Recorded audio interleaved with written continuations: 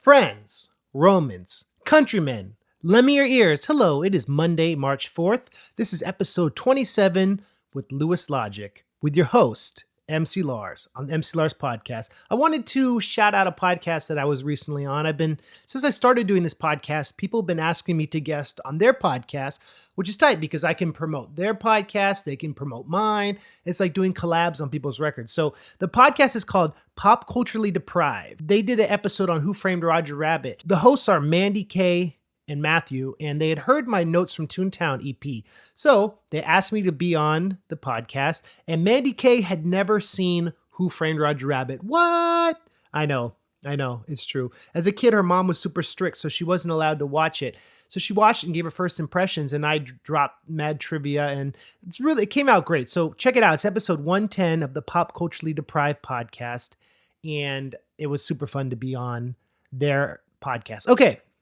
I wanted to start today's episode with a poem by Emily Dickinson, who we've talked about before and who is a huge inspiration on me as a poet and as a writer for her meter, her slant rhymes, and it's poem 112. And as you know, Emily Dickinson didn't title her poem, so her poems are titled by the first line. Here we go.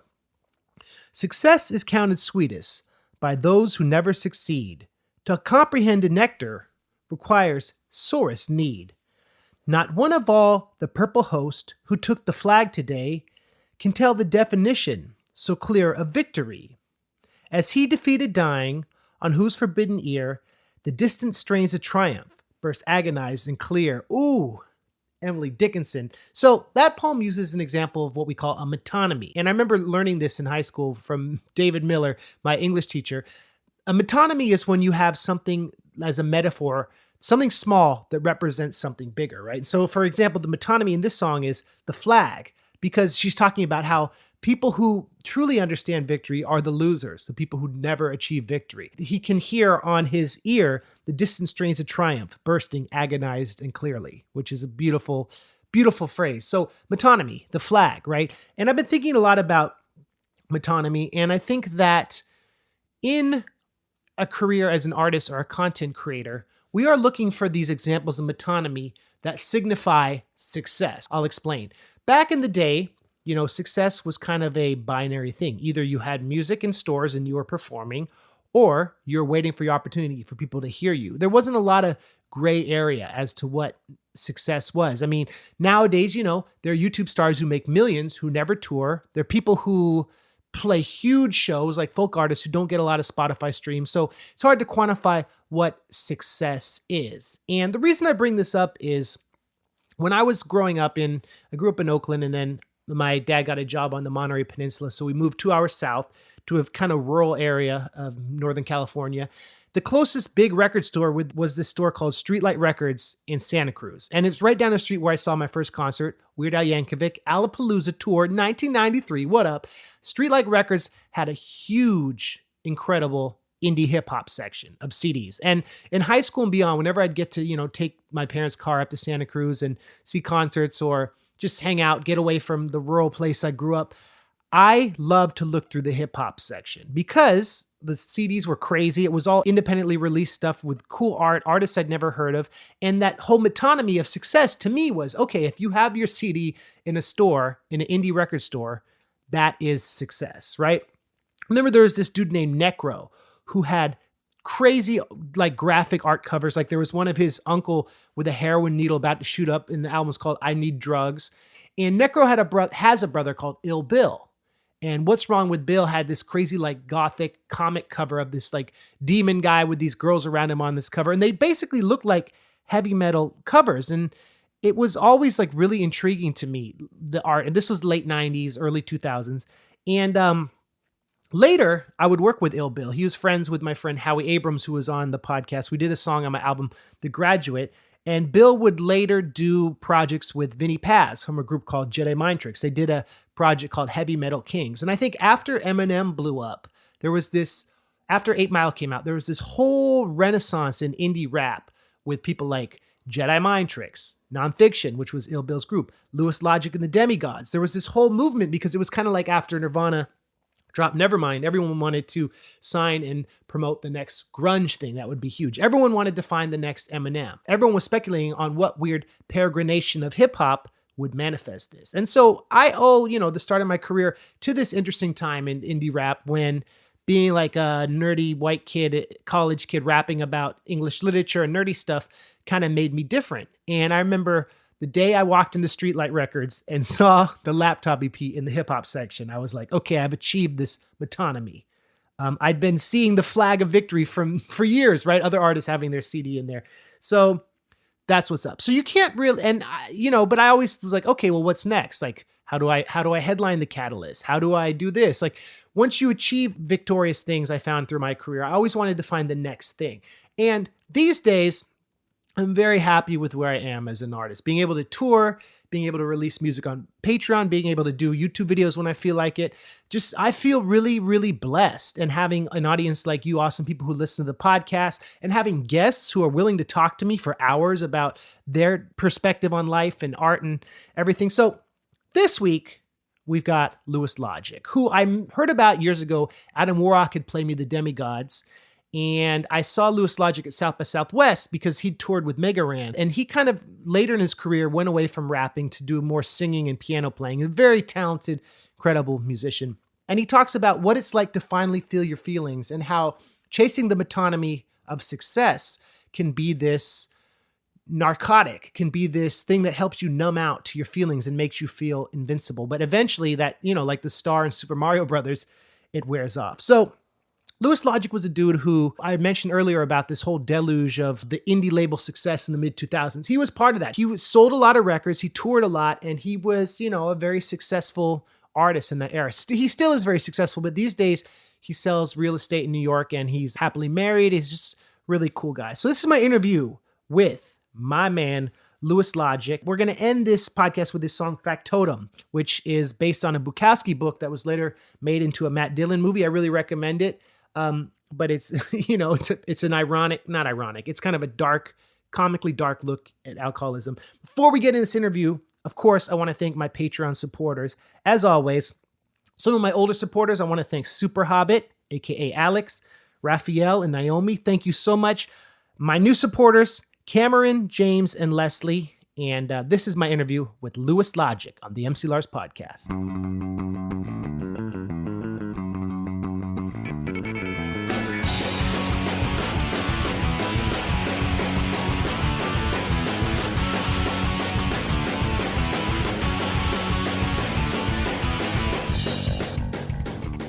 All right, I got a quote. Well, it's the clown prince of the rhyming with a buzz like a beehive. Oh, boy. Louis Logic. What's up, man? How you doing today, Lars? Thank you for coming through and being on the podcast. My pleasure. We just jumped right into it. Like, basically, you just got here and sat down, and that's cool, I think. I'm just such a busy guy. I have to do it that way. You are very busy, and you have... That was a lie, dude. I'm sorry. Let me just come right out of the gate with honesty and say that is untrue. I don't have anything else to do today of import. Well, I'll go home. My wife is going to ask me to help her manage a mound of paperwork and bills and stuff that I can't see her past. So I'm not really in a grand rush to get back there and do that. Okay. They're not my bills. It's not my paperwork. That sounds unfair. She's my wife. I guess they are mine. Never mind. I better hurry up. Well, we got a lot to cover because you have had a long, fascinating career, and you've switched gears so effortlessly, it seems, for me, someone who's known your work before I met you and known you in real life, like what, 3 years? I first officially met you? Yeah, it's probably that long ago, at least 3 years. At least 3. Yeah. Well, I'm glad it looks that way from the outside. Effortless, I mean. It's not. I painfully learned to play piano in front of a public audience, which I don't recommend. You should do it when you're 6, not 32. And maybe not when you have a public rap career where people are expecting you to release new music, to stay on tour, promoting stuff. I stopped making records for 7 years to learn to play piano. Wow. And I was still touring, but largely on old material and somewhat sporadically. And that was the height of my career. So it was an odd time to make that choice. It was right before my sophomore album where my longtime producer, DJ and partner JJ Brown, and I decided to retitle Lewis Logic material to be Lewis Logic and JJ Brown, which I thought was a much more accurate description of what was happening on the records. And right before that record came out, I started taking piano like a year before. You'd been singing though, hooks and Yes, stuff. I'd experimented with singing. I think the first time that happened was on the Cinematic album. I did some rapper sing-songy singing for the chorus of the song Street Smarts, some for the song Mischievous. And those first bits were inspired by feedback I got from JJ. In early sessions, I was so bent on being taken seriously as a rapper because I grew up in a suburban neighborhood. I was adopted by a white family when I was a baby, even though I'm brown. And I got licensed to use the N-word if I so desire. I wanted to belong and to fit in. And it seemed to me that the way to do that would be to cultivate a street sound with my voice, with the way I spoke, with the way I dressed, with my personality and my affect. And I thought there was a black way to be and to act because I was a suburban white kid for all intents and purposes, even though I was a brown kid. So in my early sessions with JJ, he would try to get me to loosen up. And the only way that I knew to do that was to drink a 6-pack. And I really restrained myself and my personality on my earliest recordings because I wanted to sound convincing. And I didn't really see a place in rap music for someone who had a bubbly, cartoonish personality, who is by and large a silly person who liked to get drunk and make a fool of himself. So JJ had me start doing ad-lib tracks behind my main vocals, and I started getting a little more playful in the ad-libs, and he really liked that. He was like, this is the first time I've heard your personality come out on the records. And this is what differentiates a real artist from just some guy who raps. If you want to have a following, if you want people to really connect with your music, you have to share something of yourself with them. It can't just be about your selfish pursuit of demonstrating to everybody how clever you are with punchlines and rhyme schemes. Fans are not, well, actually in indie rap, this is not true at all, but fans are not rappers.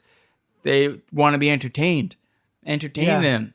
Share something of yourself, because that's the kind of people that a listener falls in love with. That's why people love Tupac so much. You don't get it because you think his cadences are really simple and his rhyme structures are not complex. You don't like what he talks about, but he's all personality. And people fell in love with him for that. He had a cult of personality built around him. And it made a lasting impression on me. And so I tried to start letting myself go a little more in the ad-lib sections of songs. And I think the first time that I really had fun with it was on this single called Guilty as Charged that happened before my first full-length album. And JJ would use that as a reference point and say, let's get you back to where you were then. And so when I wrote the first song with JJ for the Cinematic album, because the first 6 songs I wrote for it were actually not with JJ. They were with random other producers that I had collaborated with. And I had a 6-song demo in progress. Well, a 5-song demo. Factotum, that was actually the first song that JJ and I did together. Okay. And that was still back in the time when I didn't really want to let a lot of my personality out on the records. I was being very straight ahead, very serious in my delivery and my performance of the songs. That song though the sample is like very original, and it's a beautiful. I think that it's from a Bob James record. Yeah. Are you proud of that track? Yeah, definitely. Yeah. I mean, I look at it now. I'm in recovery now, and I've been sober I'm creeping up on 18 months. And I look at that song as an early record of, I mean, it is a record, but I mean like a historical record of at least what I thought my life was like as an active drinker. A lot of your battle rhymes are around how much you could drink. One of my favorite lines, ripping mics, Oh, mixed boy. like a pub in Dublin, Ireland. That's ill. I don't really believe there are coincidences anymore. MICs, right? Yeah, and someone just texted me about that exact line a couple of days ago. That's crazy. This dude out in LA, Jay Walker, who writes about rap lyrics. He's published a few books. He analyzes and catalogs how rhymes are written and the history of their development, and how MCs have certain goals in mind or certain habits as to how they write songs. Yeah. And he's sort of like a rhyme mechanic of sorts, and he goes around just trying to decipher whatever's going on in the creative process behind the way someone who's very lyrics driven writes their rhymes. So he's actually written a lot about my stuff because of all the use of multisyllabic structure and storytelling. Yeah. And he loved my early punchline stuff too. And that was one of his favorites. And so he just texted it to me like 2 days ago. That's crazy. And my reaction was, yeesh.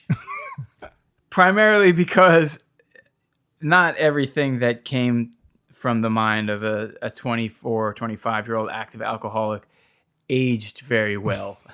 And I read, I'm not like a PC police guy. Actually, I'm pretty tired of that kind of stuff. I think it's really worked against people who share my social and political beliefs.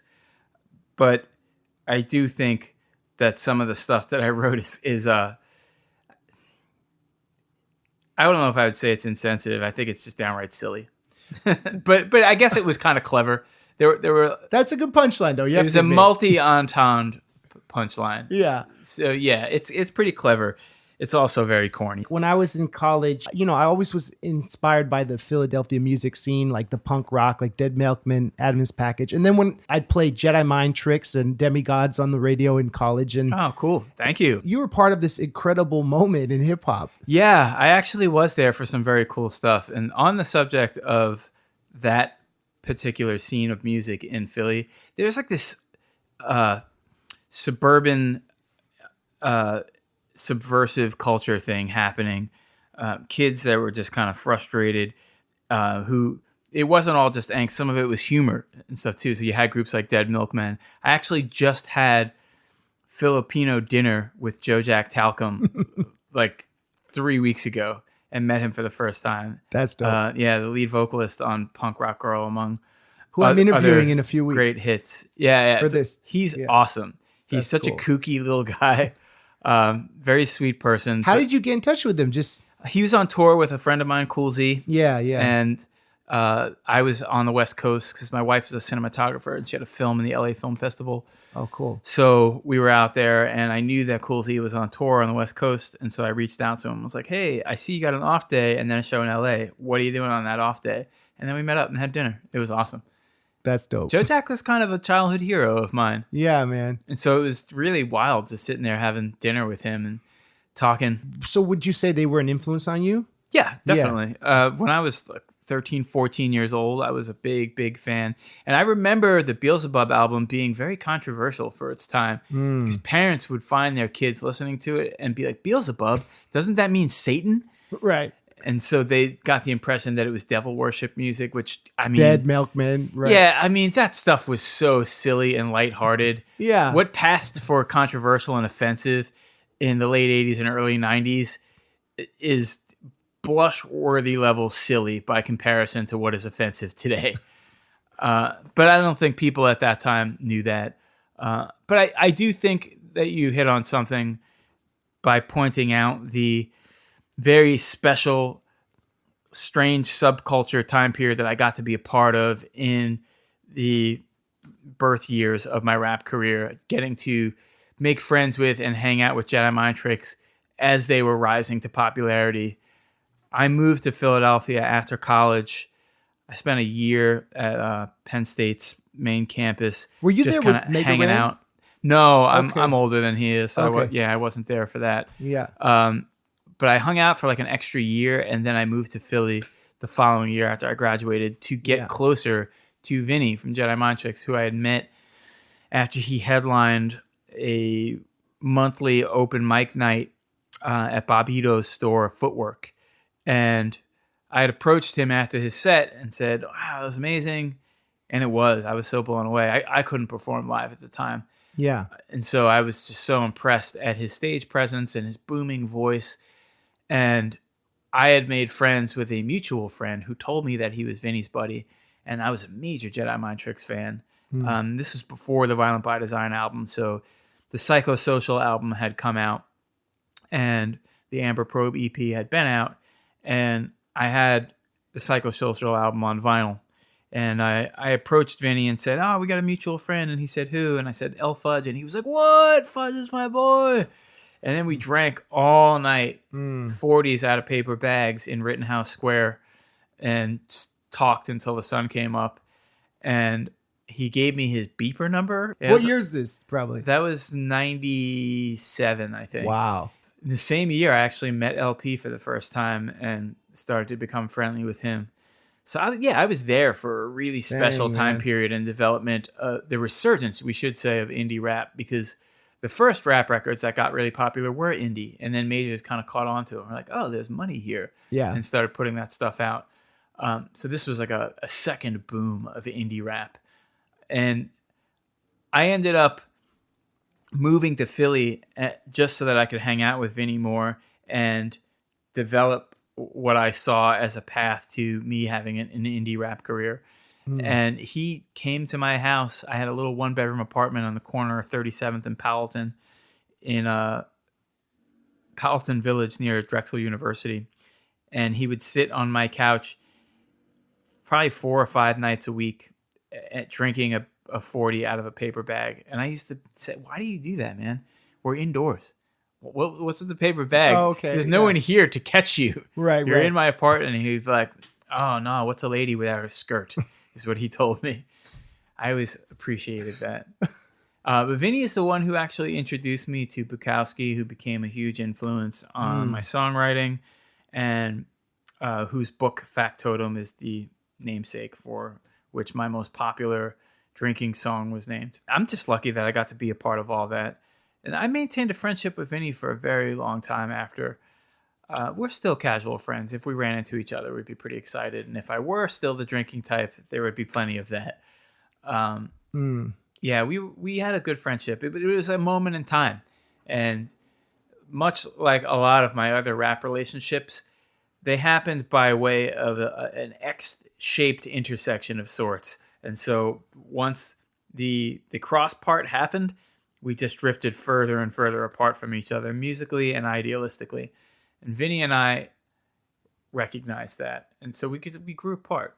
I don't share the same kind of personal politics and career trajectory that Vinnie does. I've always been about staying outside of my comfort zone since JJ impressed it upon me that it was important to really experiment and free yourself so that you weren't self-conscious when you would make records. It came to be that for me, the guiding ethos behind how art should be made was never stay in your comfort zone. Always be exploring. Try to push your boundaries and see where it takes you. Don't ever make the same record twice. And I made new heroes. Instead of looking up to DJ Premier and Eminem and MF Doom and Company Flow, although those guys were pretty experimental, I looked up to Beck and Mike Patton and any artist that I saw as a rule breaker, Frank Zappa, who tried to make every different style of music possible. Those are the people that I came to admire, and I wanted to do that with my rap music. Rap is not a very forgiving genre of music. Not everybody wanted to go with me on my surf rock mixed with rap adventure, or Lewis tries to make an indie rock rap record. If I got compared to someone like Todd Rundgren while making rap records, that was enough of a reward. Even though I saw my audience wax and wane over all of my musical adventures. Yeah, have you ever read, do you know Jay Zone's book? I'm in one of the chapters. He saw artists like you pushing boundaries, getting love and attention, and he kind of realized rap had moved on. I mean, I got that from what he said, at least Yeah. in part. I think a lot of what Zone was trying to express, and I can't speak directly for him, but we are pretty close friends, and we still keep in pretty close touch. Was we were all experiencing, those of us who were there for that golden era boom of indie rap, this strange ennui because we saw our careers peak and then shrink, and we saw the listenership and the audience for indie rap dwindle, and the means by which you would make a living off of indie rap shrink, and you had to have a hand in so many more different pots in order to make the same kind of money, and it was becoming more difficult for people to make this a full-time thing. And I think between that and just the same sort of desire to explore and to grow, to not stay the same artist over the course of your career, Zone found himself seeking new territory and watched his listenership change and shrink. We actually experienced pretty similar things. There are a lot of people who did what we did. Tone Deaf from Q&5 is another guy who went through the same kind of growing pains publicly and lost audience members because he sang too much on the songs, or things got too electronic and synth oriented. It's a fickle little audience, the indie rap world. They wanted a very specific thing out of me, but I was never going to be satisfied re-recording the song Factotum for decades. I couldn't live that way, and I don't say this to suggest that artists I saw as having made that choice did something wrong, not if it made you happy. When I look from the outside at the way Jedi Mind Trick's career unfolded, to me, it looks like they've been making the same record for decades, but I doubt Vinnie feels that way about it. He probably feels like he's experienced an immense amount of growth, and I wouldn't really be able to argue otherwise. Because I'm not inside of his experience. My outside subjective opinion of what happened isn't necessarily reflective of how it was for him to be the front guy of that group. But he seems really happy. I don't say these things to suggest that I knew the right way and that was the wrong way. It was just a different way. And artists who shared my vision for how you should conduct yourself artistically paid a price for it. And the price that we paid was we saw our popularity and our fan base shrink. We watched them reel in frustration as we made changes because they felt we had betrayed them and that we left them behind.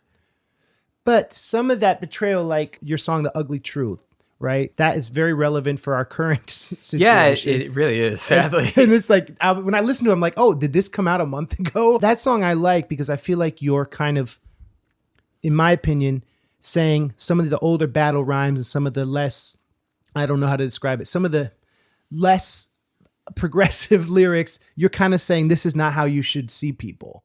I think by the time the cinematic album happened, even though I was still making a lot of shock-oriented sophomoric humor rap, things had taken a darker turn, and it was a foreshadowing of a direction that you saw play itself out about as fully as it could have from my first album to my third and last Lewis Logic album, Look on the Blight Side. And what was happening was I was growing up. I was getting older. It felt a little silly to me to say lines like ripping MICs like a pub in Dublin, Ireland. I would think back on that and go, come on, man. Not everything has to be like a corny setup and punchline joke. Maybe I could talk about my feelings a little bit. Now, I don't say that to suggest that those records aren't as good or important, only that 38-year-old Lewis couldn't really make the same record as 28-year-old Lewis because I was an older guy and I had lived more. I wanted to share what I had experienced in that decade with my listeners, and I hoped that they would come with me. I was told a long time ago, actually when I was making demo songs for the cinematic album, by the first hipster I ever met, a graduate of the Rhode Island School of Design, or RISD as a lot of people know it, famous art school that produced a lot of really amazing musicians, including members of TV on the Radio and Talking Heads, right? Talking Heads, yeah exactly. So he said to me two things. One, stop listening to rap music. You need to put your Eminem and your MF Doom and what have you away because you're starting to sound like the people that you listen to. Draw your inspiration from things outside your own medium. Every artist is a thief, but it's about how well you hide your references. And I thought that was really good advice. So I started listening to music that had little to do with what I was making. And I basically went back to what I listened to as a child, like classic rock and singer-songwriters and punk and metal. And I kind of stayed there. I never really got out of that. More so like indie rock and singer-songwriters now, but nevertheless, not rap music. So he told me that. And then he also really tried to impress upon me just an idea about how you can make money doing anything. And if you want to be an artist, like an actual artist, then it can't just be about reproducing the same kind of art all the time. If it's just about making money for you, you could paint houses. You could be an accountant. There's any number of things that you could do to make money. But if you want to make art, your mission should always be to push yourself artistically. And I really took those things to heart. He made me think that the goal behind making my records was to show growth. And I really took that very seriously. That's cool. Yeah. And I had missions in mind. Maybe at the time I thought they were altruistic missions. I thought I'm going to make rap music more musical, air quotes, by learning to play an instrument and to read sheet music and understanding music theory. And I'm going to bring more musicality, air quotes again, into my music, thinking I will inspire other people. And one day, for someone to be an MC, it'll just be a normal expectation that every MC plays at least one instrument and is fluent in the construction of westernized music as we know it.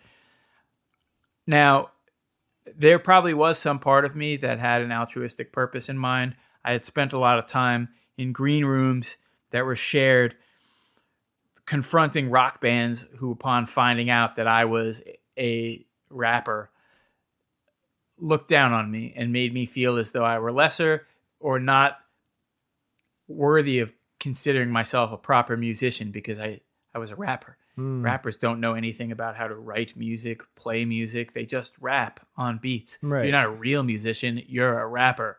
And I didn't like that. And I think that attitude even showed itself in institutional treatment of rap music. The first year that the rap category was introduced in the Grammys, it wasn't broadcast in the TV ceremony of the Grammys. And Jay-Z, who won that Grammy, refused to go to the event. Wow. Because they wouldn't broadcast the rap category. Now that's like the most watched category. That's why everyone turns the Grammys on. Yeah, totally. I saw myself on some level as a soldier in the battle to legitimize rap music.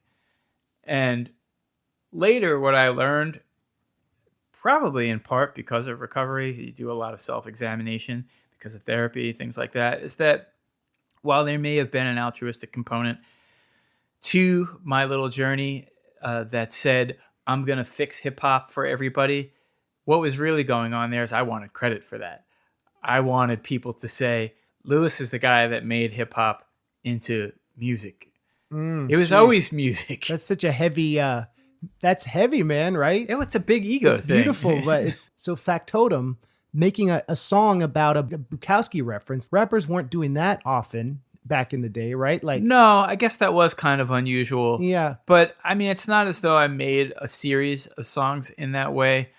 I've spent some time in your own catalog and listening to other rappers who often get lumped into the nerdcore umbrella and who make it their craft to summarize and explore other kinds of work, TV shows, books, what have you, in their records. I never really revisited that after the Factotum song, per se. Yeah. I guess I could say that more I wrote a song about drinking and then was introduced to the book Factotum by Vinnie, and Okay. he suggested that I title my drinking song Factotum. And then I read the book and said, "You're right. I should call my song Factotum." So it was reverse engineered. I Yeah. didn't really write the song about the book. I wrote the song and then found out that Venn diagram wise, there almost weren't two circles between Right. the book and the song. And I thought, Vinny's right. I should just call this song Factotum. It's a cool reference. And then, and this is the last thing that I was taught by that hipster kid. His name was Max, who went to RISD. He said that what most great artists are doing is turning people on to the things that turn them on. Mm. And so you become a spokesperson for what you think is cool. Mm. And I thought singer-songwriters and classic rock and being well-read were cool. And so that's what I was trying to do with my records. I wanted to make that cool in rap music. But not because, even though I told myself this, not because I was a valiant defender of hip-hop. The real reason was I wanted credit for those things. And I wanted it to elevate my stature and my ego. Look what Lewis did for rap music. I must have really thought a lot about myself back then. Well, do you think that's the product of growing up in West Babylon, right? Like that, is that where you're from? Yeah. I talked to Brendan from Wheatus about this. He's a friend of mine and they're from Northport. How Long Island is kind of like this terminus point in that culture comes there and a lot of people make art, but a lot of great artists from Long Island have this impetus to try to perfect, change, and influence culture. And that comes from like the proximity to New York, but also like the isolation of being in the suburbs. That's kind of like what we talk about. Sure. Yeah. What do you think? I don't think that that's an outrageous theory Yeah. by any stretch. What I hear when you say that is Long Island is fucking boring, which is true. And so what else will you do with your craft but obsess and endeavor to make an epic of everything you do artistically? And be original though, because it's that the suburbs influenced by this great cultural area where you're Sure. not copying. I mean, tell it to Aesop Rock. Yeah. Another right. Long Islander who's really, really carved out his own way. I also think it has a lot to do with just personality. And for me, I've always been a very fastidious person, detail-oriented, consumed by the idea that I could perfect something if I devoted enough time to it, if I put enough effort into it. If I was stubborn and willful enough, I could perfect something, but never being satisfied. Isn't that the curse of the perfectionist attitude? You know, before I was sober, I would try to kill that need for perfection with other things, you know? Oh, yeah. And I found that post having given that stuff up, I enjoy making art more and I enjoy everything else in my life more. And I'm not so haunted by that thing that I'm trying to silence all the time. Oh, yeah. I don't know. I hear that, man. Yeah. I mean, I can't say that I didn't use in the same way, but maybe not for the same specific reasons. I always told myself in my drinking and using life that I was enhancing the regular life experience, not that I was trying to escape anything.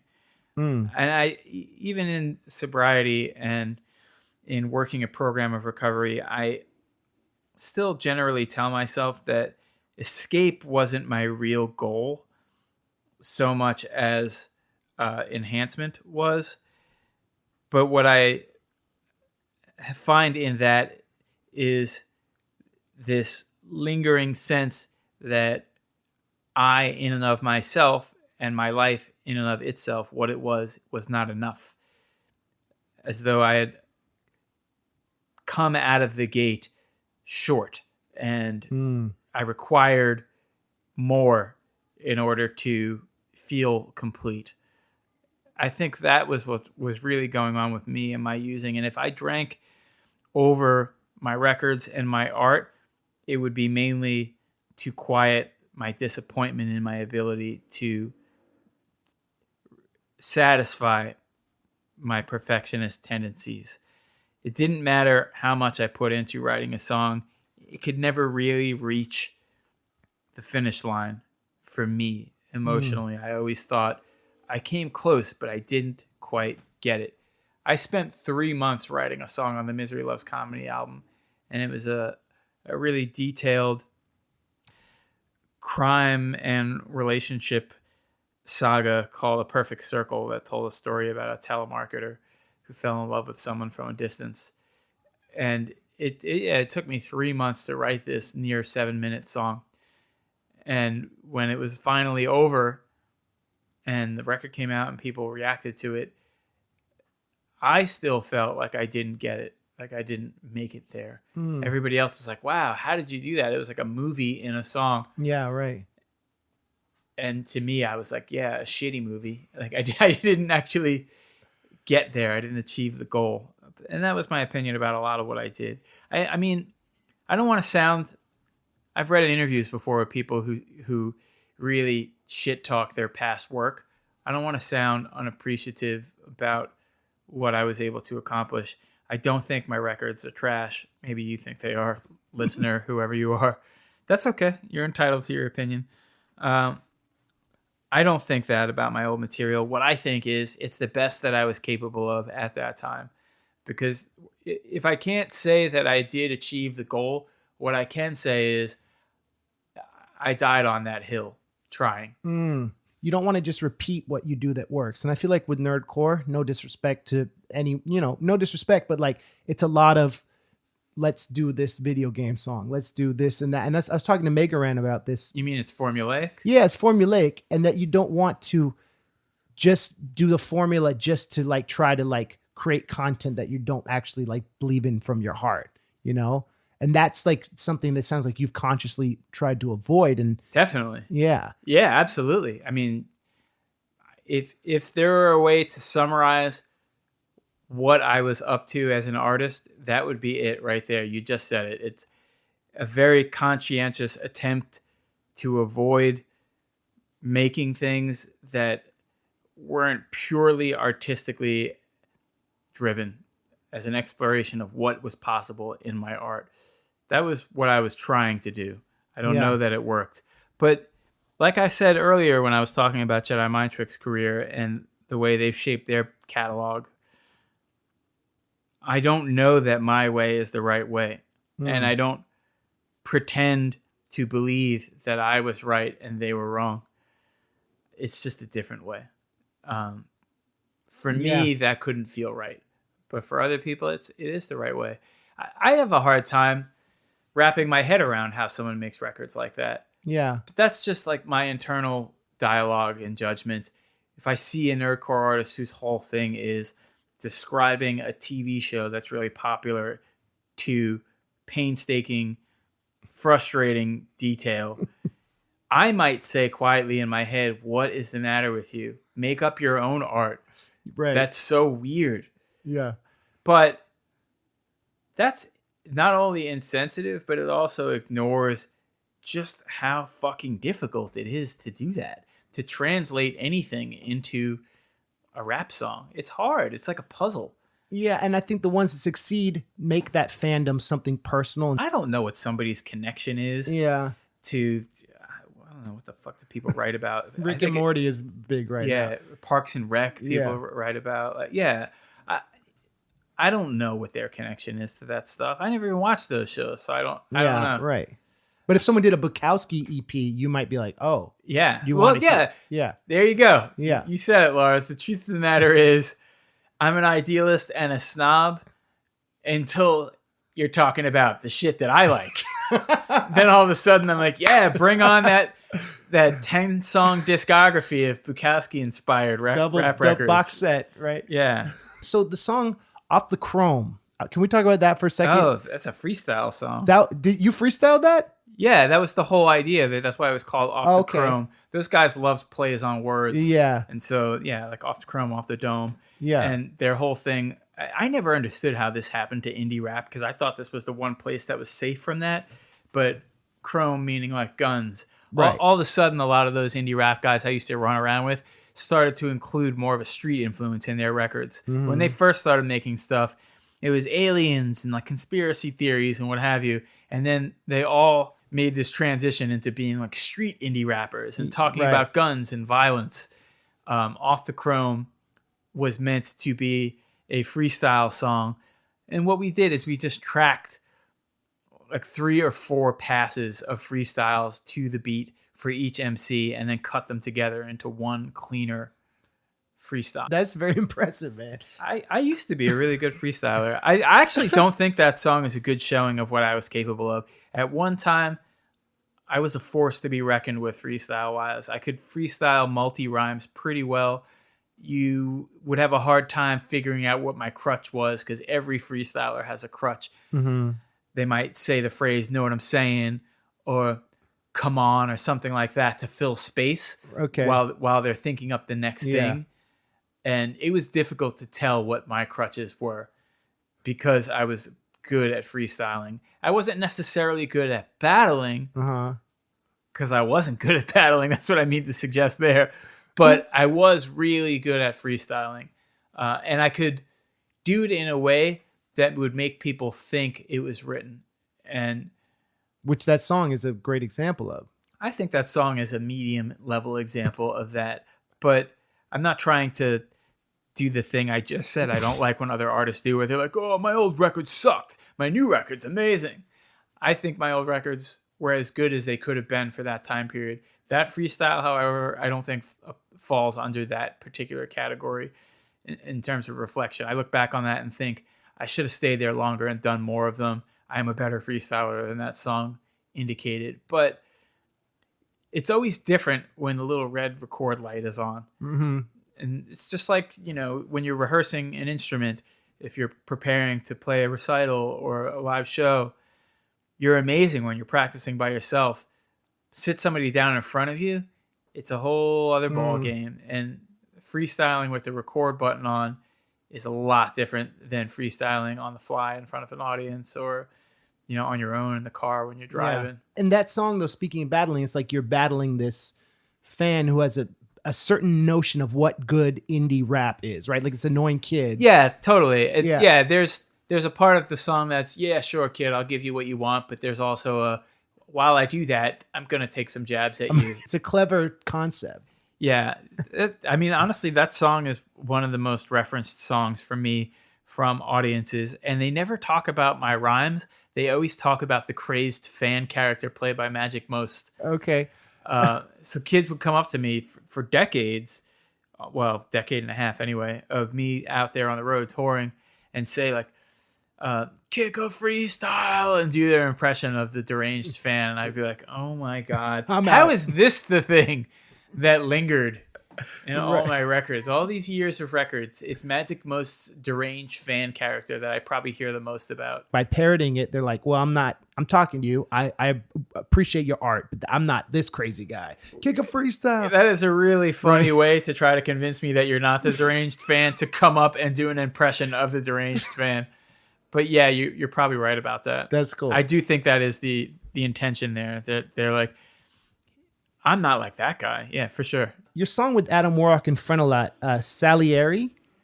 Oh yeah, that song is awesome, and I like how you sing the hook, right? Yes, those guys are friends, and they were like, "Hey, you sing on your records. I really like your choruses. Do you think you could sing this chorus for me?" And I said, "Oh hell yeah!" People used to hit me up for rap guest appearances all the time. Yeah. And the beginning of my career, I was the biggest collabo whore in indie rap. And I was on everybody's records, and everybody was on my records. And then when I started to get high-minded about art, I said, no more. And I wouldn't take money for collaborations. I wouldn't, nothing. For a long time, I put a complete embargo on collaborating. And then when I decided to start doing it again, in part out of necessity, because it was becoming more and more difficult to earn a living as an indie rapper, I had to set some rules for myself.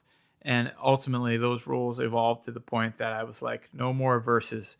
I will do a chorus for hire. I will sing. I will play piano, but don't write to me and ask me to do a rap verse. My inbox is still full of messages from people. As a French guy who will not stop writing to me for a rap verse. About me doing a rap verse. Is there a language barrier, you think? No. Yeah. No. Je ne faisais plus rap, la musique rap, ou hip hop.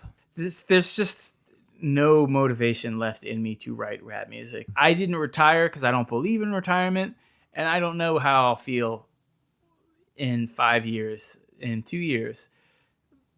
My running joke is that the follow-up to the Look on the Bright Side album is going to come out on my 50th birthday. Who knows? That might actually happen. Yeah. You still got like 6 years and change left to find out whether or not that's true. It would be pretty funny though if I did do that. And I could see myself doing that more for the humor of it than an attempt to revive my career. But that's young in rap, right? Like, Is it? The genre is relatively new. So, like, how old is KRS? Is he in his 50s? Yeah, definitely. I feel like he's still, putting stuff out. That's yeah, great. definitely. I mean, I don't know if it's great. I don't listen to it, but he's out there. He's doing shit. He's touring. He's making records. Good for him. I don't think that there is an age limit on making rap records by any stretch. There used to be rules about hip hop. Yeah. You used to not be like you and be able to be like you and make rap records. It was That's only true. for brown people. And then that changed. And good on hip hop for that changing, because I always thought that was one of the things that delegitimized it as a music. That people thought it was so specific to an ethnic group, a racial group, a socioeconomic demographic. What other music is like that? You can't play jazz because you're from Finland. Like, who makes such rules? Right. In other music, it's can you do it? Are you good at it? Actually, that's not even that important anymore. But can you market yourself? Yeah. Can you get some eyeballs and ears onto what you're up to? Those are really the only questions. So I don't really think there's an age limit for rap music. It definitely does sort of seem like a young person's game. Yeah. But I could say that about entertainment in general. I bring up that song because I love the hook, but also Adam Warrock brought me to see you at South by Southwest a few years ago. That's when I first saw you live. And oh yeah, you played upstairs. I forget the venue, but at 512, I think. Yeah, and it was on East 6th.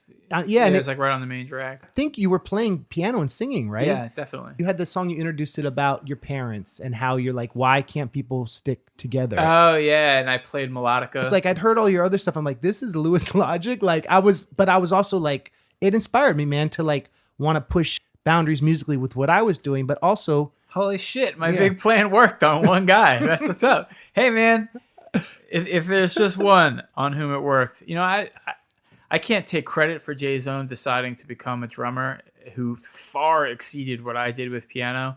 But I do think that I was an influence. And I remember him calling me I called him on his birthday to check in on him. And he had been in kind of a low place emotionally because of the death of his career as J-Zone. And he talked about his book, and the book in a sense was a bit of a eulogy for his rap career. And I told him, because he was working at a high school on Long Island doing data entry, and he was miserable. And I was like, look, man, I know they're giving you shit about having an afro. I know they want you to wear a tie, and that's not really your bag. And this is really beating you to the ground. You feel like you're not an art person anymore. You're just like a working stiff. Firstly, that's just a mean thing that people tell themselves about someone that has an honorable, totally legit, hard-earned living. There's no such thing as a working stiff to me. If you're working, then you're doing something that I think is admirable. But secondly, you'll always be an art person.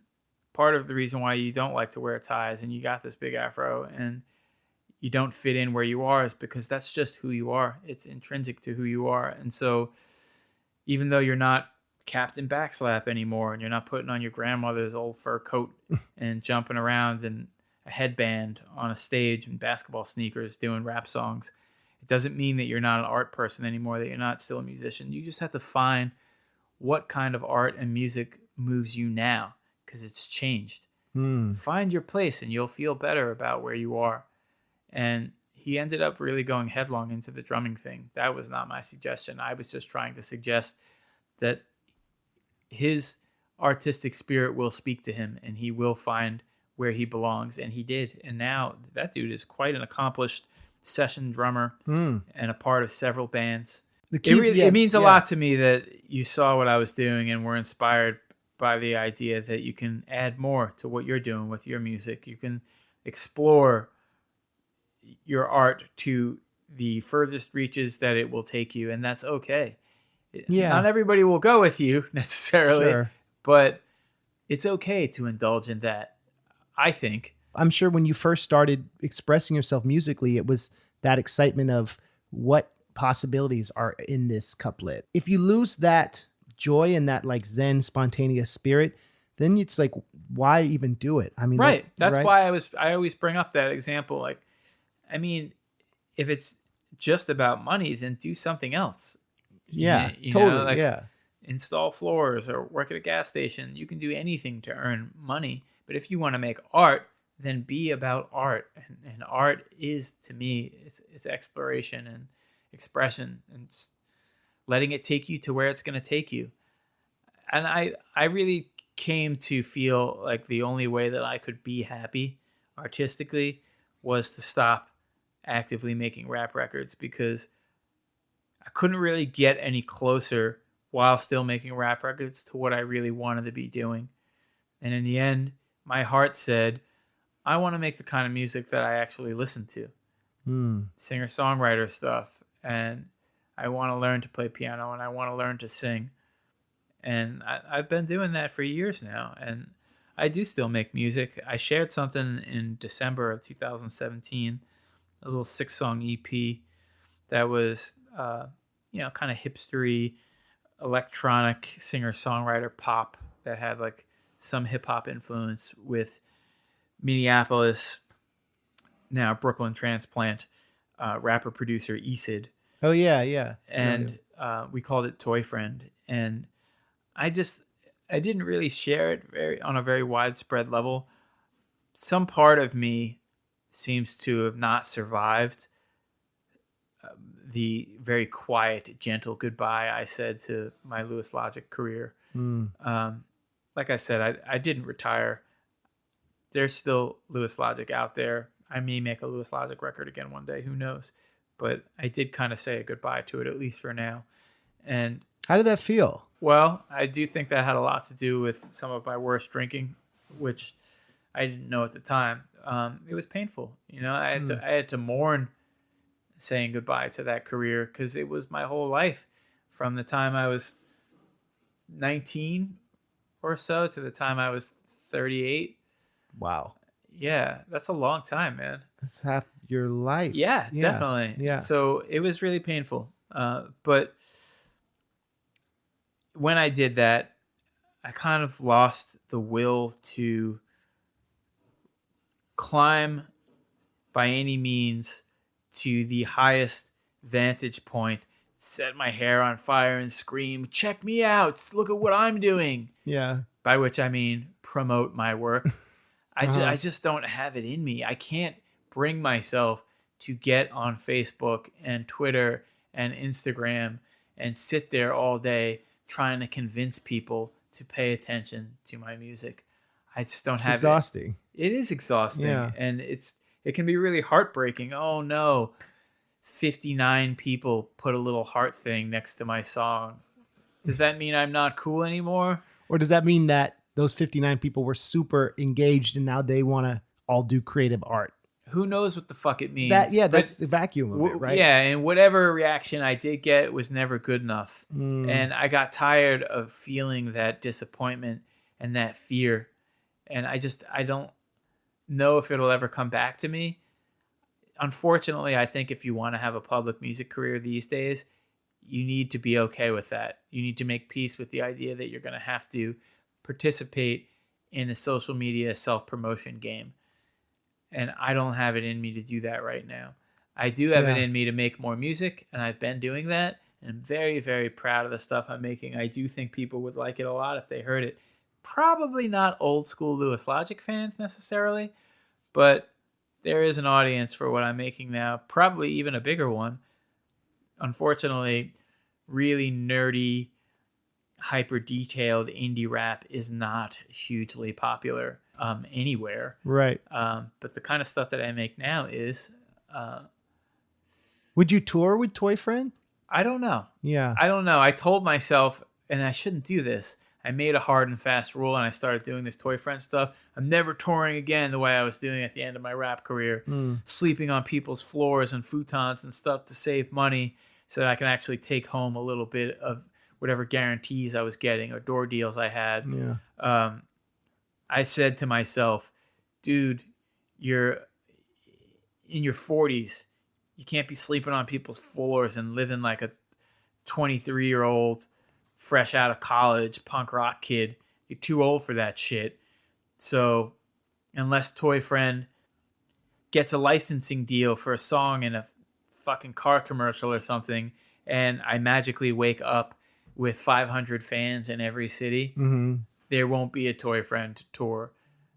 I have since amended my thinking on that subject to include the possibility that as long as my other sources of income were treating me well, I could and would go out on the road for a terrible door deals, 30 people a night tour, but think of it just as a fun thing, like a buddy road trip. Yeah. Just the two of you guys, maybe. Or with some other acts. Yeah, okay. And not care about what happens financially because I'm not relying on it for money. I'm doing it because I love to play live and I want to do it in front of people. I'm probably more in that place emotionally now, but in order to actually partake of that attitude and actually get out there and tour, I would have to be actively rehearsing and playing at least locally to cultivate a show that I could take on the road. And I can't say with any truth that I'm doing that currently.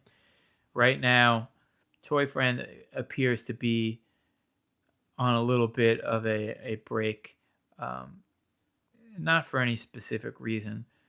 There's a lot going on in my life right now.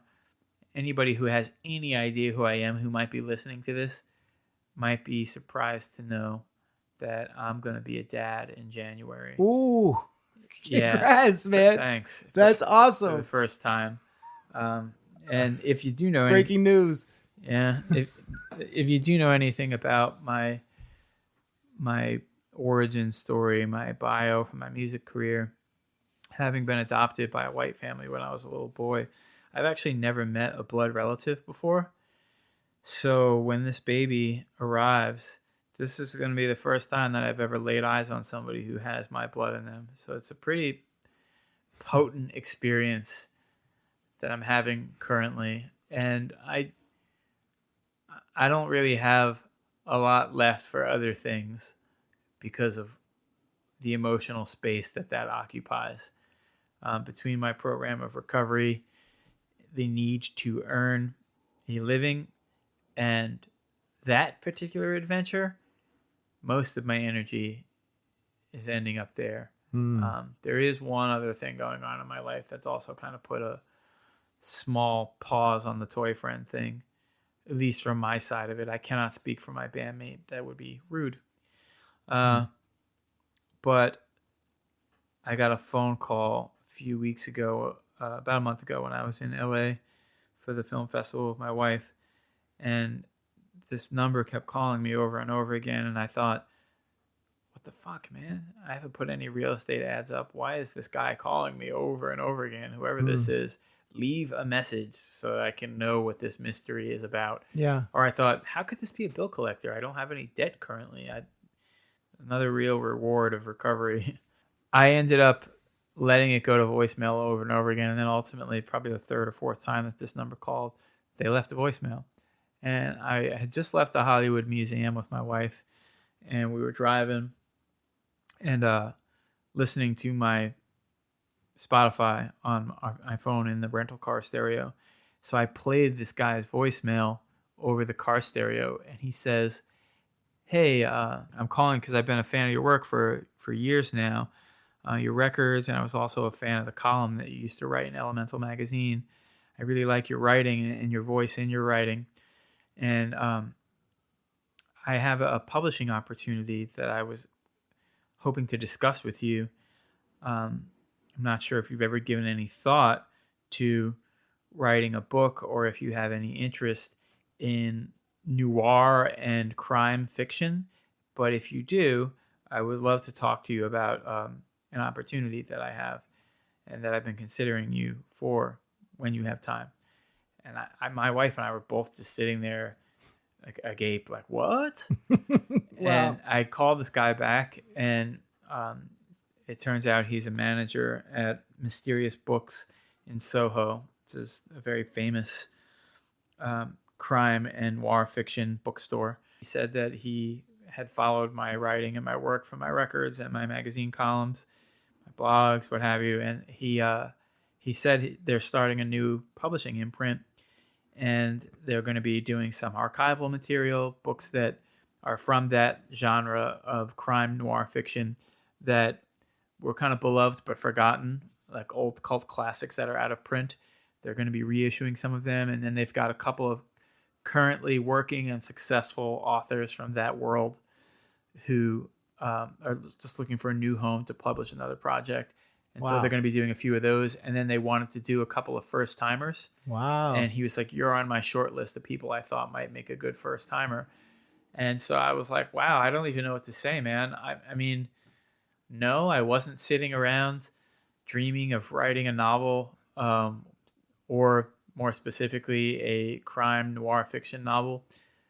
Yes, I do have an interest in it personally, probably more so from film than from literature, but I can't say that I'm not interested in it.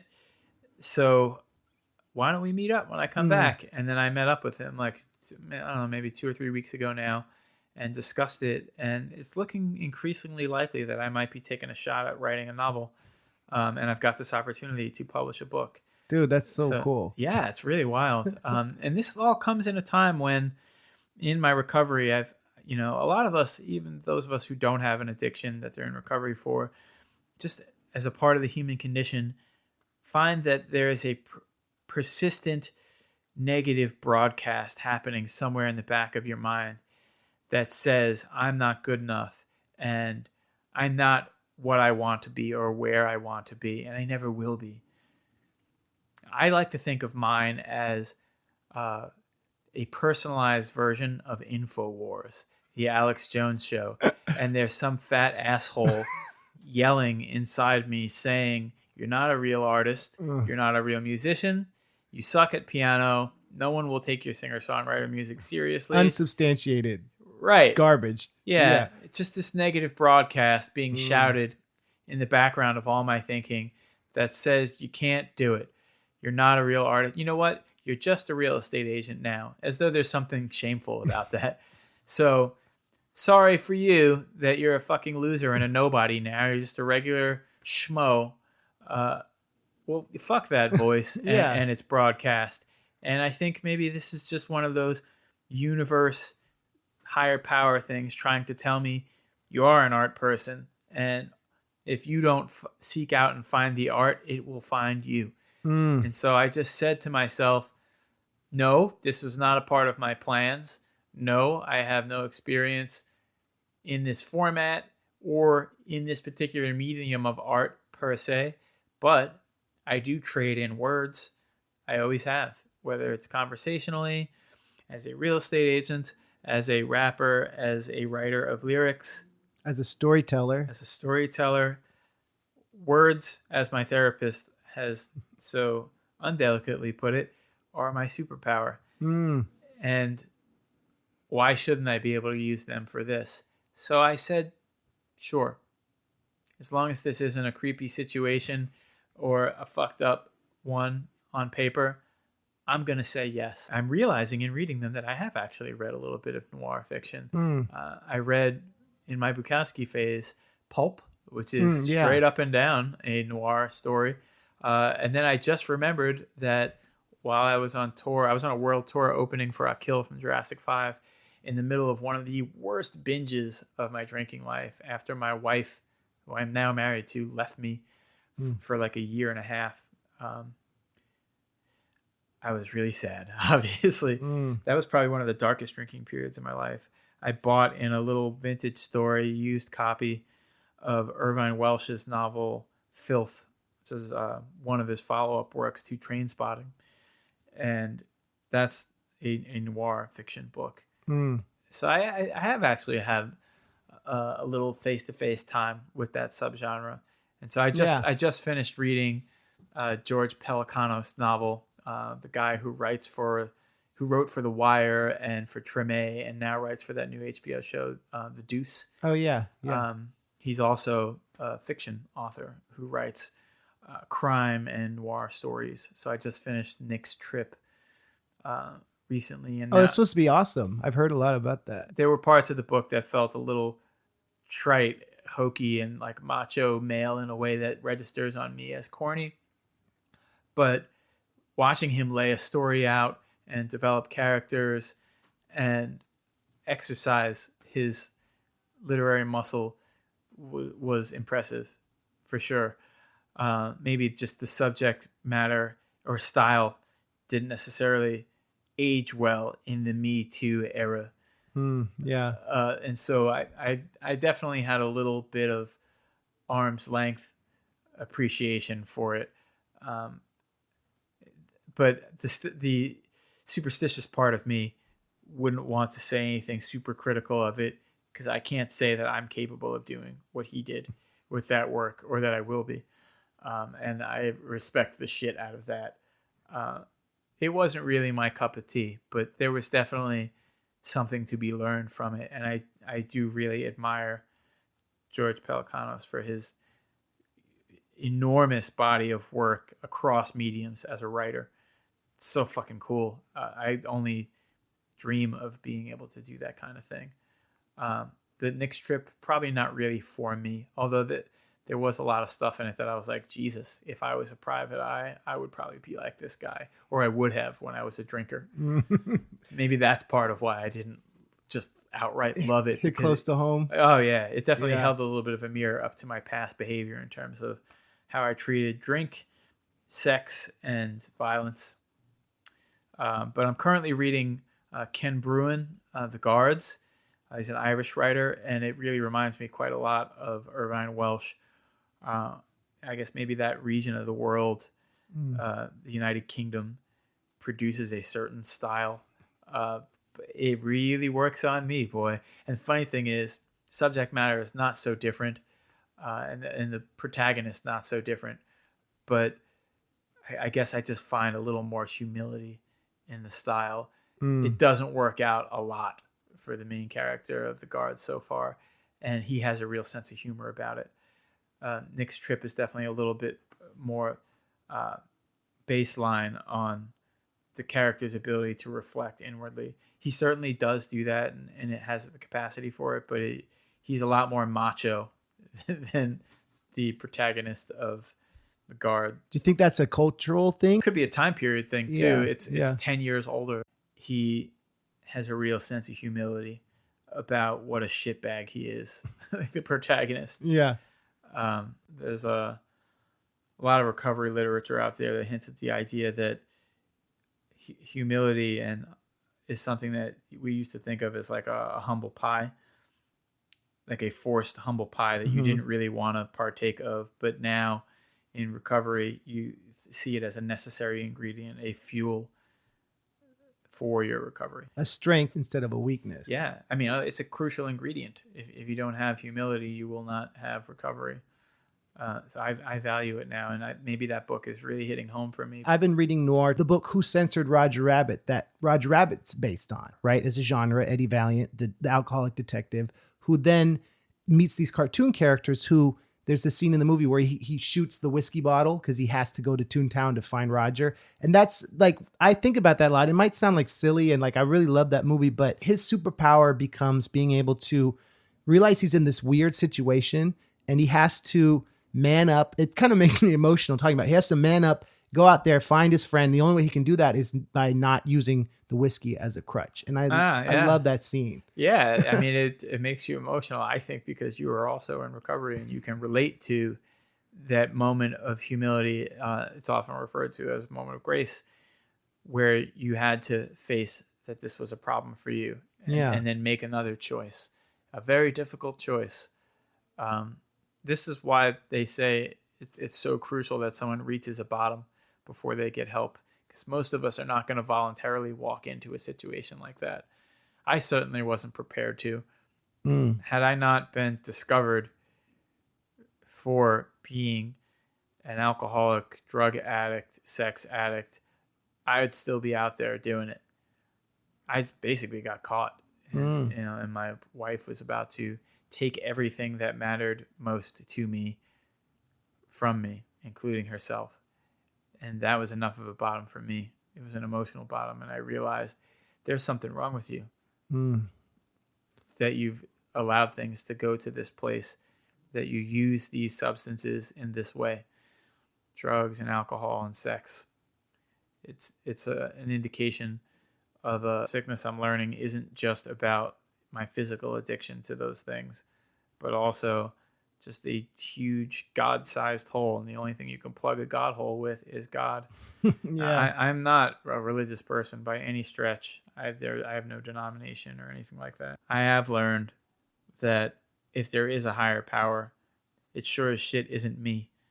And the difference between how I live now and how I lived then is that I made it a mission to make a god of myself. I thought that I could control all outcomes, and the only ambition that I ever really exercised in pursuit of my music career or riches or fame was an attempt to reach a position of inscrutability. I didn't write to the best of my ability as a rapper or produce as much as possible as a real estate agent because I had some high-minded, responsible purpose.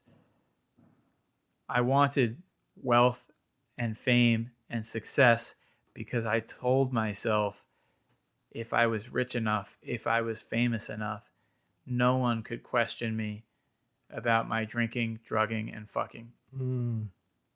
My real goal was to make a god of myself. Well, it's interesting that one of your first project was the Demigodz, right?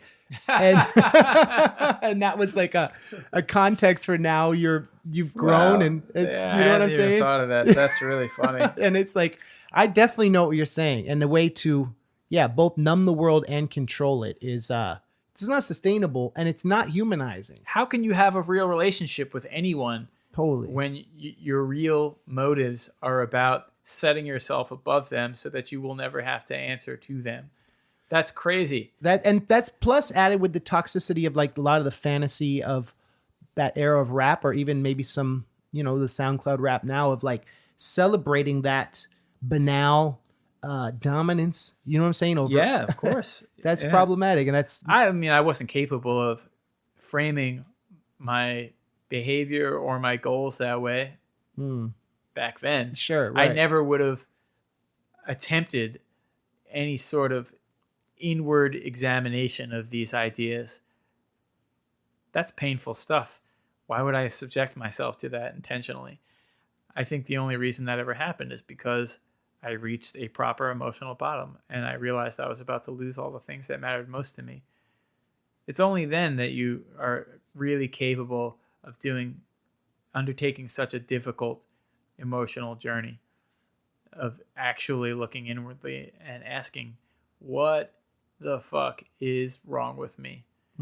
What is my part in how I ended up in this place? I would have done anything to avoid those questions. That's like what, the fifth step, right? The moral inventory. Fourth and fifth, yeah. Yeah. For somebody who's out there still living that life, you can't imagine that taking those steps, doing that work, would result in anything other than the death of the fun, adventurous you.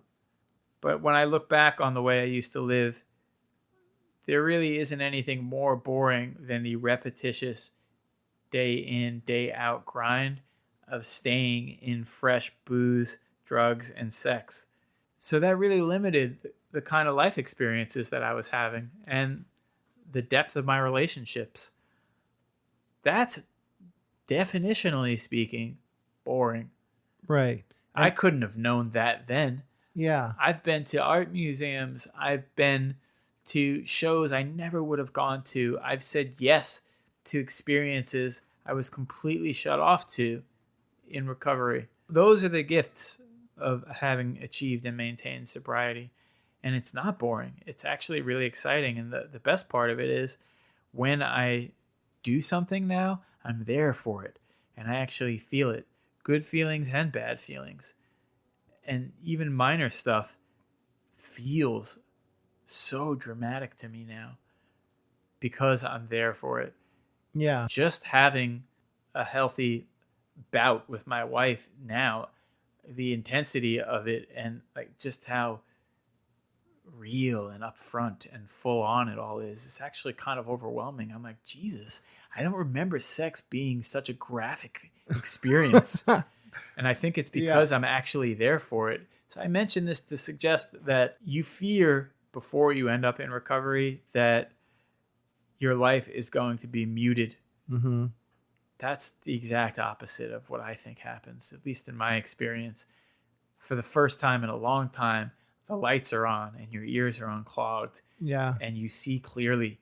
So when you experience things, even minor things, man, do you experience them. And you can really love someone too, because for me, being able to appreciate that person and know there's no games and know where my soul is at. You know what I mean? Like there's that spiritual level, whatever things that come into your life have a significance that's not just this is the person who was leaving the bar when I was. You know what I'm saying? Yeah, no, that's definitely true. There's a lot more intent in what happens in my emotional relationships now.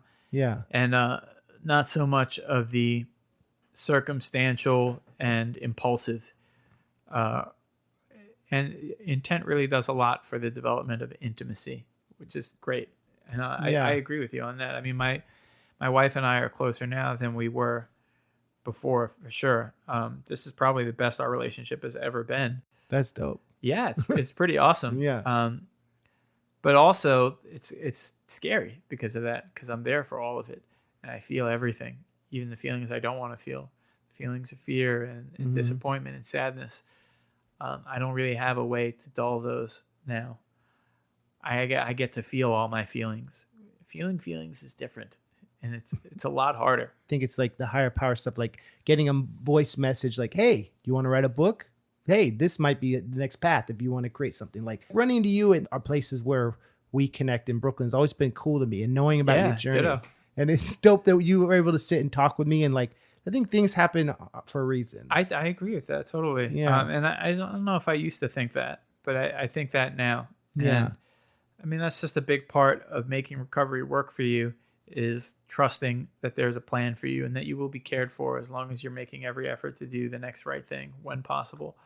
And you have to believe that if you're going to succeed in recovery. And in doing so, I am generally finding real world examples of that unfolding right before my eyes and going, wow, man, how could I have been so wrong about this for so long? It's not always what I imagined, but it's usually, at least by way of averages, positive. Mm-hmm. I found that to be the case. What's in store for me today, higher power? Yeah. Show me what's on the menu. Yeah. Oh, that's cool. We're doing that today? Nice. It's a strength to acquiesce rather than a weakness. To go, yeah. I like your metaphor, swimming with the river. It's like really a cool way to put it. I get that stuff from all the people who've done this before me. I was actually kind of afraid when I met up with that guy, Tom, from Mysterious Books, that when he found out that I was in recovery, it would be disappointing.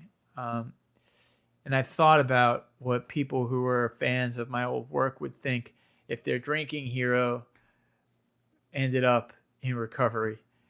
And I think that was silly of me to think that way.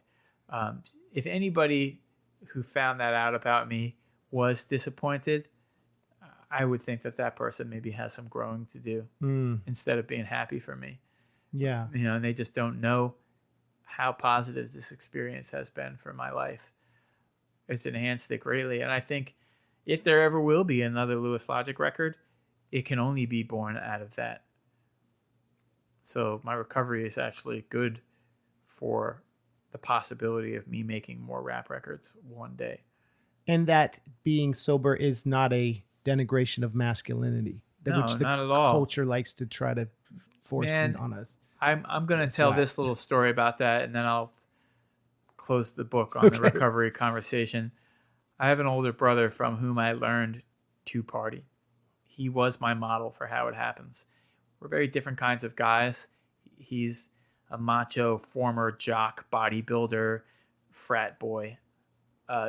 He's a mega bro, hardcore. But we shared in common our love for, as he puts it, our favorite drug, more. And very well said. Yeah. So when I first got sober, he came to visit me, and that was in my first month of recovery. And man, did he interrogate me. So many questions, so curious about why I was doing this and how I was doing it. And what? You're in therapy? What? Your therapist is a woman? Don't you want to fuck her? And I'm like, Jesus, dude, this is how I ended up in therapy to begin with. No, I'm not sitting there thinking about fucking my therapist. Fucking was a problem of mine. Yeah. I'm in therapy to not have that problem anymore, or at least to try to learn and understand a little better how I arrived in that place. So I've always thought that he would benefit from what I'm going through. And I had met up with him a few times, and he was really going through it. And I didn't understand just how serious and bad things had gotten for him. And I made a visit to the city where he lives on my way to pick up a piece of vintage furniture I had bought in another state. To break the drive up, I spent a couple of nights with him. And he was in bad shape. It scared me. And I thought, this guy is not going to see his kids grow up completely if this keeps up. But I can't give someone what I have. They have to want it. They need to experience some sort of bottom that will take them to a place where they decide they want this. And I wouldn't say that I was sitting around praying for something terrible to happen to my own brother, but I was hoping that something would open his eyes to what was going on.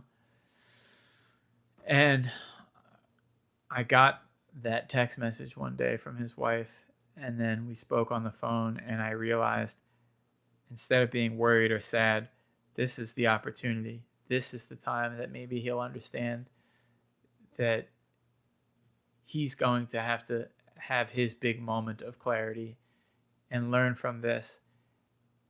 And he did that. And I watched my brother get sober, my older brother, my big brother. The guy who taught me how to party is learning how to recover from his little baby brother. He calls me almost daily now to talk about it. The full circleness of that moment, of that experience, of him calling me for the first time, crying and being scared, really became apparent for me just how poisonous that macho male attitude is that makes you think that that's where masculinity lives. It lives in the place where you tell everyone, I've got it. I've got everything under control. No, I don't have feelings. Crying, I've never done that. I don't need to because I control everything, as is my responsibility as a man. That was driven home for me the day that my father and I talked about my brother's pending recovery and him going away for treatment. And he said, well, yeah, I know this is hard for him, but don't worry, your brother's a lot stronger than you are. You're really sensitive. You know, you cry and you like talk about your feelings. And I asked my dad, is that what you think it is to be strong? To not say anything about how you're really feeling? Wow, man. To not allow yourself to cry, to not admit wrongdoing, to not look for your part in the things that are going wrong in your life? Yeah. That's what you think is strong? I guess it's no wonder that my brother had that attitude. Wow. What did he say when you said that? Or did you verbalize that? Yeah. Yeah. My dad's, he's 78, man. Yeah. And I don't want to get too political on here, but you could probably guess how my dad feels about the current socio-political climate. He he deflected and said, "Oh, don't start on me with all that shit." And I said, "All right, I know it's cool. I don't want to force my ways on you, but I am a resource. I'm a resource for you.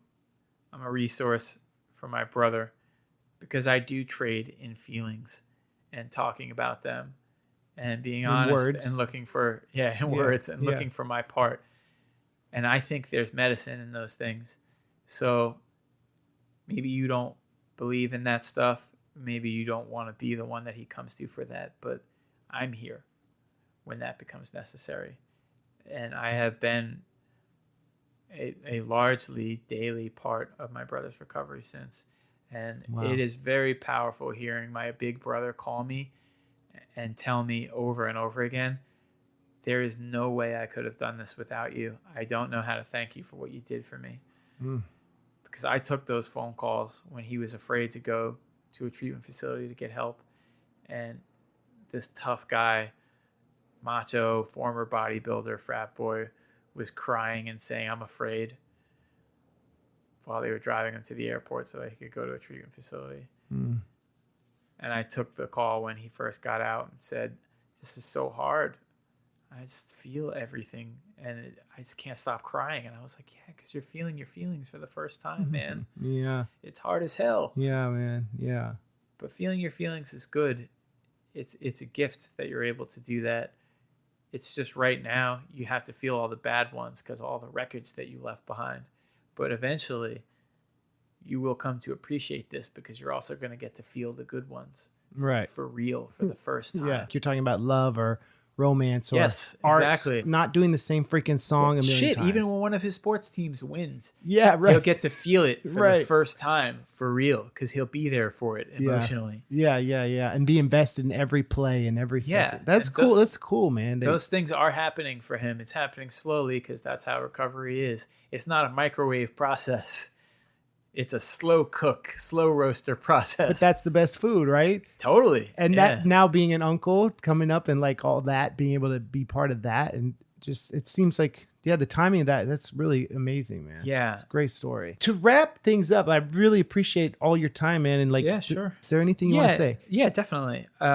So I do still get messages very regularly from people and comments on my various social media outlets, asking where I am and what happened to me and telling me that they really love my old stuff. What I would say to all those people who were around for the height of my activity in my music career or who have listened to Peter Agostin's podcast, what's it called again? Is it called The House List? The House List, yeah. Who have listened to The House List and heard a little bit about the story of what's going on with me in my life, or who might hear this podcast, is I'm not gone.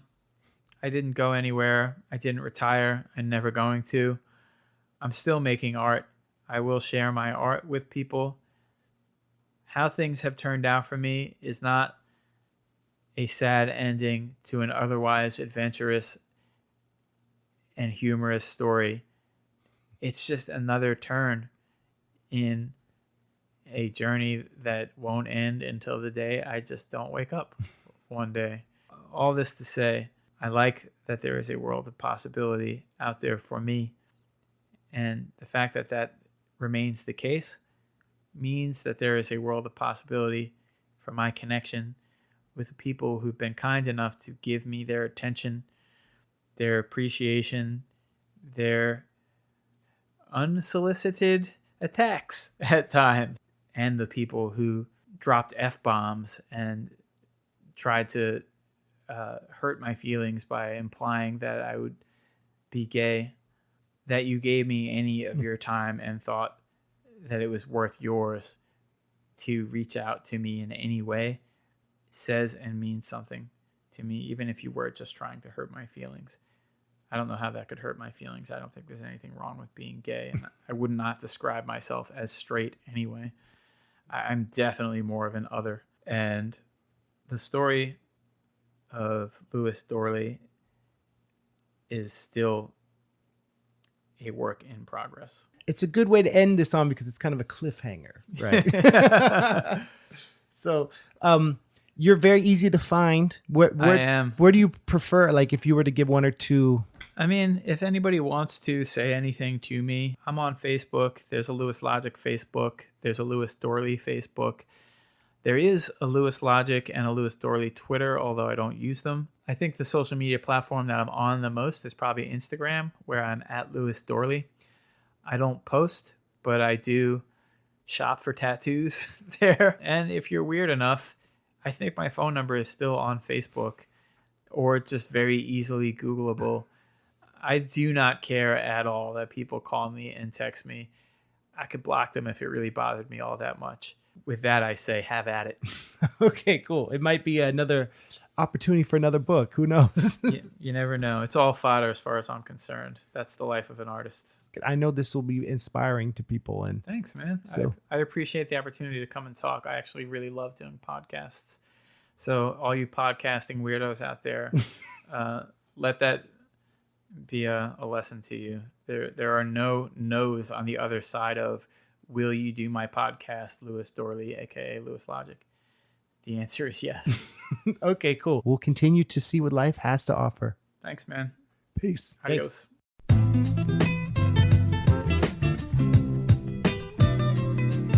Lewis Logic, super regular recordings, 5G's platinum, JJ Brown.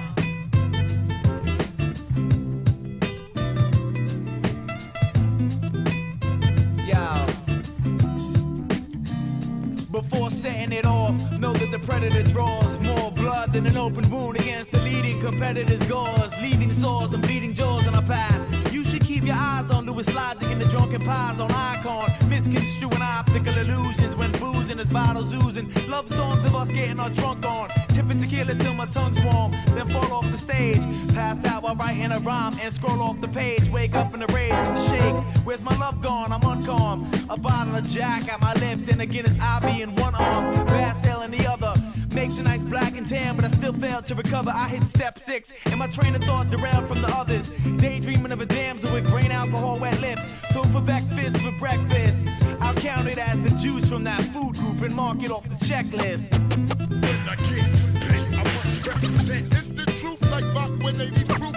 Shorty, let me tell you about my only vice. You got to do with drinking beer. Yo, give me that.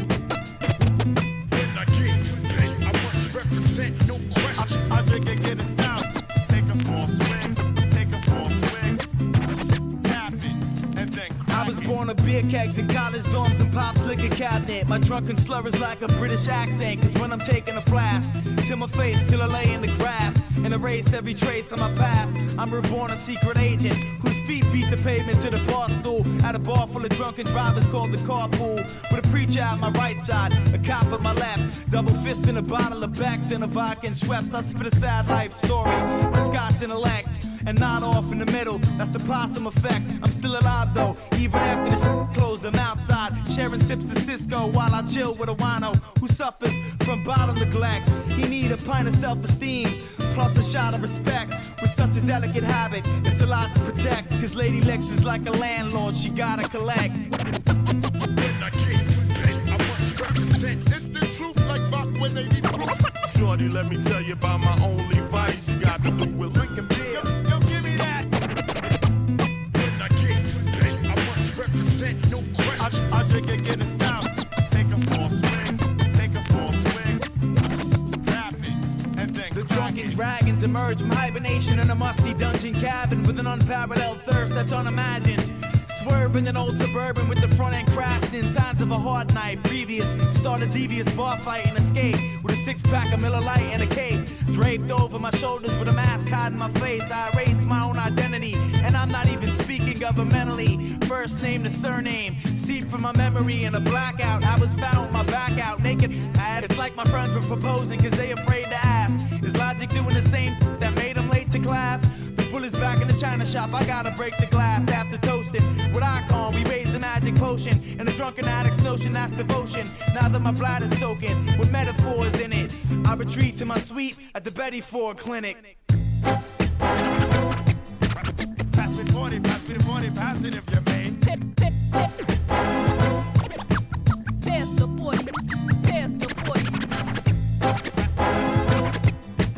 Pass me 40, pass me the 40, pass it if you may. Pass the 40, cause my mother's not looking.